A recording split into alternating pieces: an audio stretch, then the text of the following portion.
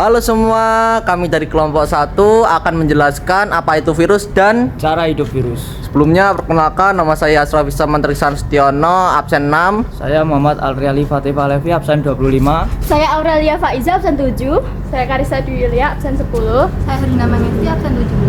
Saya Nadia Zandra dari absen 28. Simak yuk.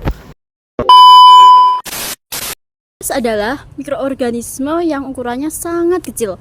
Bahkan ukurannya jauh lebih kecil daripada bakteri. Virus hanya bisa berkembang biak di dalam sel hidup organisme lain. Virus hanya dapat hidup di dalam organisme sel tertentu yang cocok. Bisa disebut juga parasit intraseluler publicate. Jika sel yang ditumpangi mati, maka virus akan mati. Jadi, sel yang ditumpangi virus itu bisa disebut juga sel inang.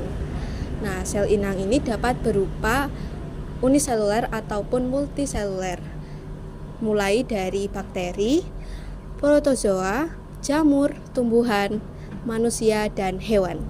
Virus yang terisolasi sel inang tidak mampu bertahan hidup dan berproduksi karena tidak memiliki metabolisme sendiri dan tidak memiliki ribosom untuk menyintesis protein. Virus yang terisolasi merupakan paket-paket genom yang berpindah dari sel inang ke sel lain yang cocok. Virus mengidentifikasi sel inang dengan kesesuaian, yaitu dengan log and key. Sel inang yang dapat ditumpangi oleh virus disebut dengan kisaran inang. Virus memiliki kisaran inang yang luas. Contohnya adalah virus flu burung yang dapat menginfeksi golongan aves dan manusia, serta virus rabies yang dapat menginfeksi spesies mamalia. Namun, beberapa virus memiliki kisaran inang yang sempit. Contohnya adalah bakteriofag yang dapat menginfeksi bakteri E. coli. Virus yang menyerang sel eukariota atau sel memiliki membran inti hanya menyerang jaringan tertentu. Contoh, HIV yang menyerang sel darah putih tertentu disebut limfosit TCD4 dan influenza yang hanya menyerang sel-sel pada saluran pernapasan. Penularan virus dapat terjadi secara langsung maupun tidak langsung. Penularan virus secara langsung dapat terjadi melalui udara, air, darah, lendir, dan media lainnya. Contoh penularan virus yang menyebabkan penyakit polio, pilek, cacar, herpes, dan campak.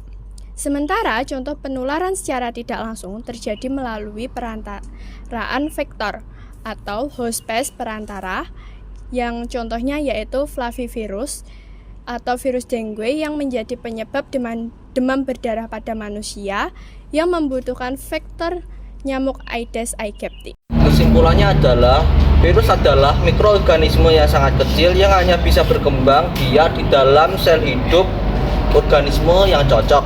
Virus yang terisolasi sel inang tidak mampu hidup lama dan bereproduksi.